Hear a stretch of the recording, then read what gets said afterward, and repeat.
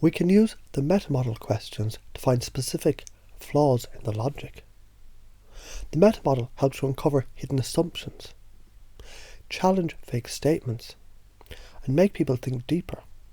It works by questioning distortions, deletions, and generalizations in speech. When someone speaks vaguely or makes a limiting statement, dig deeper with a precise question.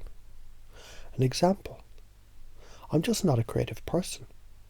Some metamodel challenges. How exactly do you know that? This challenges the belief's foundation. Has there ever been a time when you were creative? This looks for exceptions. Compared to who? This challenges a hidden comparison. What would happen if you were? This expands possibilities. The goal is to force specificity, so their vague limiting belief starts falling apart. Then we can use sleight of mouth to reframe the reality. You could use a redefinition. Creativity isn't about being artistic. It's about solving problems in new ways. The hierarchy of criteria. If creativity is just about expressing yourself, haven't you already done that today? The metaframe. Maybe not feeling creative is a sign that you're about to break through and be more creative than ever before. An example of the metamodel and sleight of mouth. They say, I'm not good at public speaking. You ask a metamodel question, compared to who? Forces them to question this belief. They say, compared to professionals. You use sleight of mouth.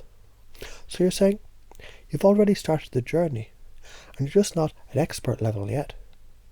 This reframes the belief into process and a progress. You can then use Ericksonian hypnotic language to influence without resistance. Instead of arguing directly, you can use vague hypnotic language to bypass the resistance. The example could be, and you might start to notice as you think about creativity, how your mind can naturally find new ideas, even without trying too hard, can't it? Because when you start to see yourself differently, you can already begin to feel a shift. And that's interesting, isn't it? You can use metaphors and analogies. Creativity is like breathing. You don't have to force it, you just let it happen. Changing beliefs is like updating software. Sometimes you just need a new version. You can end with a thought-provoking question or a pattern interrupt. What if you've been creative this whole time and just didn't realize it?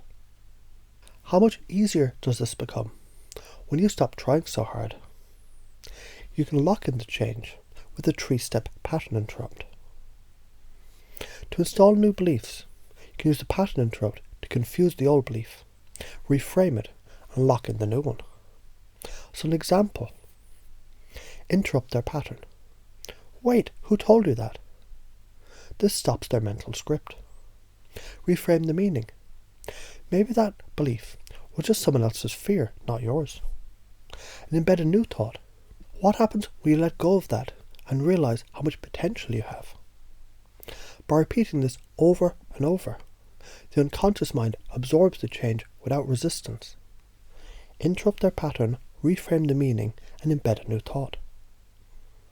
In real life, find the limiting belief in conversations and challenge them with a metamodel. Use sleight of mouth to flip the frame. Speak in hypnotic patterns to install new thoughts. And ask a thought-provoking question to create change at the end. This is how you reshape reality, yours and others, through language.